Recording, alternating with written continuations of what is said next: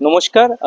গতবার আমরা ফোটো প্লাস্ট যে মেথড ছিল, সেই মেথডে আমরা ব্যাম্বুর সিডকে আমরা আলাদা আলাদা করে সেটাকে এনজাইম দিয়ে জুড়ে ওটা দেখিয়েছিলাম। এবারে আমরা দেখবো যে ব্যাম্বু কিভাবে হচ্ছে। তো আমরা special kind of bamboo north east থেকে আনানো হয়েছে আজকে ফ্লাইটে করে। তো এই ব্যাম্বুর একটা ভ্যারিয়েন্ট হচ্ছে ভীমা ব্যাম্বুর, কিন্তু এর ইথানল ক্যাপাসিটি অনেক বেশি। তো আমরা এই জন্য এনেছি যাতে ফিউচারে আমাদের যে বেঙ্গলের যারা চাষিরা আছে তারা এটার থেকে ব্যাম্বু চাষ করে অনেক বেশি ব্যাম্বু চারকোল, ব্যাম্বু এনার্জি আর ব্যাম্বু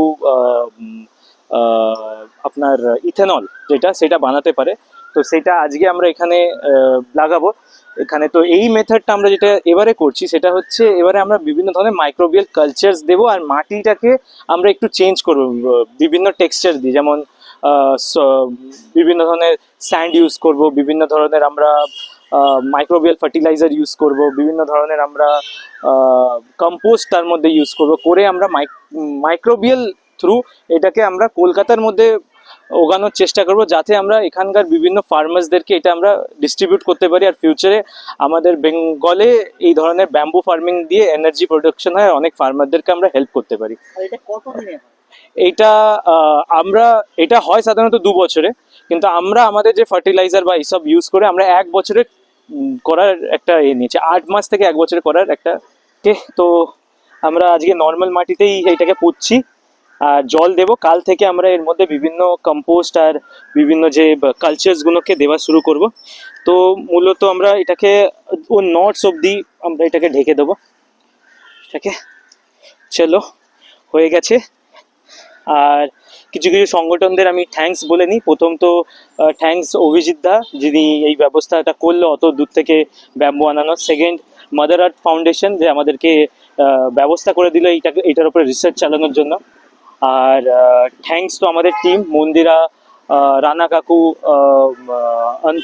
অংশুমান দা, আরও যারা আছে আমাদের টিমে, তো তাদেরকে থ্যাংক ইউ যে মানে এত সাপোর্ট করার জন্য যে আমরা এই ব্যাম্বু প্রজেক্টটা। তো আমরা এটা দেশপ্রিয় পার্কের নার্সারিতেই এটাকে বড় করব, এটাকে নাম্বারিং করবো। আপনারা দেখতে পারেন প্রচুর গাছ আছে এখানে, আপনারা নিজেরাও নিতে পারেন। ফিউচারে এখানেই আমরা এইটা চাষ করে গভর্নমেন্টের প্রজেক্টের থ্রু বিভিন্ন ফার্মার্সদেরকে দেওয়ার চেষ্টা করব।